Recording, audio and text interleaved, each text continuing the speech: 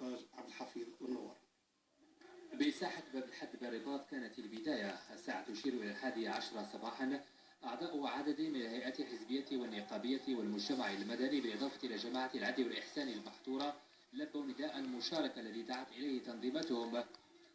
المسيرة الوطنية عرفت مشاركته الاشتراكية بالإضافة إلى الحزب المغربي الليبرالي وتنسيقية الوطنية للشبيبة الاتحادية وفيدرالية اليسار، كما شارك في المسيرة النقابي والمنظمة الديمقراطية للشغل والجامعة الوطنية للتعليم بالإضافة إلى عدد من جمعيات المجتمع المدني الأخرى ومنها القادمة من الحسيمة.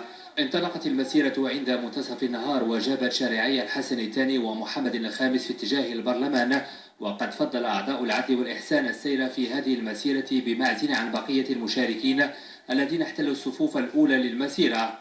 المشاركون والذين يقدر عددهم بعشرات الآلاف رفعوا شعارات تنادي بالاستجابة للمطالب الاقتصادية والاجتماعية التي رفعتها ساكنة الحسيمة منذ 7 أشهر، تطالب بمبادئ الحرية والعدالة الاجتماعية ومحاربة الفساد والقطع مع اقتصاد الريع، بالإضافة إلى المطالبة بإطلاق سراح المعتقلين على خلفية الأحداث التي عرفتها المدينة. مسيرة اليوم والتي عرفت حضورا مكثفا لقوات الأمن دون تسجيل أي تدخل تأتي تضامنا مع الحراك الاجتماعي الذي تشهده مدينة الحسيمة.